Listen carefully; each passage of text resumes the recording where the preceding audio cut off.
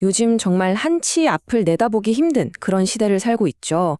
오늘 바로 이런 혼돈 속에서 길을 잃지 않으려는 리더들을 위해서 어떤 한 설교가 제시하는 아주 강력한 항해법을 한번 뜯어보려고 합니다. 전쟁, 어둠, 혼돈, 두려움. 좀 무서운 단어들이죠. 근데 이 설교에서는요, 바로 이 단어들이 지금 우리가 사는 시대를 딱 보여준다고 말해요. 그냥 좀 불확실한 정도가 아니라는 거예요. 아예 예측 자체가 불가능한, 말 그대로 초불확실성의 시대라는 거죠. 자, 그럼 우리가 지금 어디에 서 있는지부터 한번 볼까요?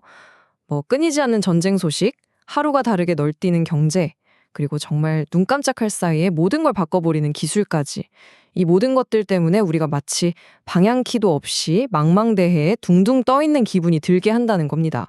그러니까요. 이렇게 뭐 하나 확실한 게 없고 모든 게 너무 빨리 변하는 세상에서 뭐 비즈니스 리더든 아니면 작은 커뮤니티의 리더든 대체 어떻게 방향을 잡아야 할까요?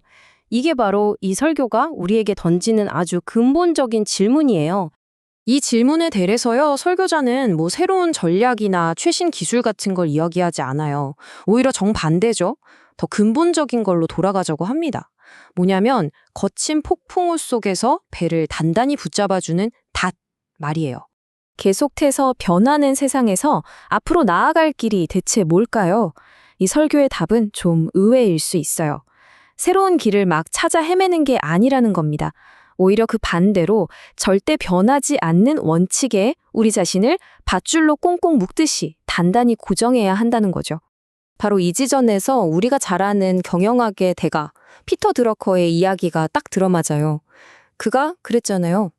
리더십은 일을 효율적으로 하는 것이 아니라 올바른 일을 하는 것이라고요. 그러니까 얼마나 빨리 가느냐보다 어디로 가느냐, 그 방향, 그 원칙이 훨씬 더 중요하다는 뜻이죠. 그리고 이 설교가 제시하는 바로 그 궁극적인 원칙, 그 변치 않는 닻이 바로 이겁니다. 전심으로 주와 동행한다 라는 신념이요.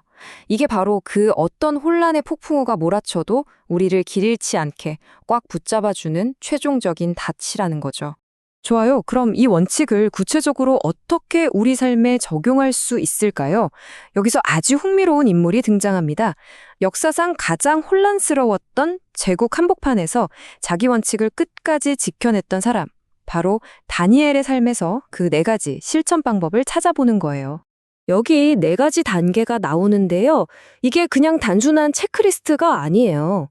뜻을 정하는 것에서 시작해서 기도의 루틴을 갖고 하나님의 지혜를 구하고 마침내 하나님 편에 서는 하나의 완전한 여정인 거죠.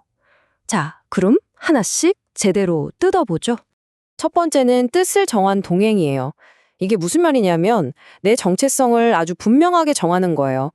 주변에서 이래라 저래라 압박이 들어와도 흔들리지 않게 나는 누구인가 이걸 먼저 딱 세워두는 거죠. 모든 행동은 바로 여기서부터 시작된다는 겁니다. 특히 리더에게 이 정체성은요, 3가지 아주 중요한 기둥으로 표현됩니다. 첫째, 해도 되고 안 해도 되는 선택이 아니라 그냥 내 존재 자체인 정직. 둘째, 돈보다 훨씬 더 중요한 자산인 신용. 그리고 마지막으로 말 한마디, 행동 하나하나에서 다른 사람을 존중하는 품격. 이 3가지는 절대 타협하면 안 되는 가치라는 거죠. 두 번째는 기도의 루틴에 대한 생각의 전환이에요. 기도를 뭐랄까 매일 해야 하는 숙제나 의무처럼 생각하는 게 아니고요. 오히려 지혜도 얻고 진짜 쉼도 얻고 또 살아갈 힘을 얻는 아주 즐겁고 진솔한 사귐의 시간으로 보자는 거예요. 관점이 완전히 다르죠? 세 번째는 지혜에 대한 이야기입니다. 요즘 우리는 보통 더 많은 정보, 더 많은 데이터를 막 찾아 헤매잖아요. 거기서 답을 찾으려고요. 근데 이 설교는 완전히 다른 길을 보여줘요. 그런 세상의 방식이 아니라 기도하고 말씀을 들음으로써 신에게서 직접 오는 그런 지혜를 구해야 한다는 거죠.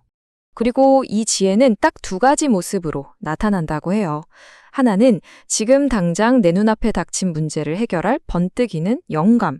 그리고 또 하나는 안개 속에 있는 것 같은 미래를 꿰뚫어 볼 수 있게 해주는 통찰력. 현재와 미래에 대한 해법을 다 주는 거죠. 자, 그리고 4번째 교훈은요. 이 한마디에 모든 게 담겨 있습니다. 그렇게 하지 아니하실지라도. 이게 무슨 뜻이냐면 설령 신이 내가 원하는 결과를 주지 않는다고 해도 라는 뜻이에요. 이건 정말 결과와 상관없이 내 신념을 따르겠다는 가장 깊은 수준의 헌신을 보여주는 말이죠. 이게 바로 설교자가 말하는 믿음의 결단입니다. 뭔가 이득을 보거나 보상을 바라고 이쪽 편에 서는 게 아니에요.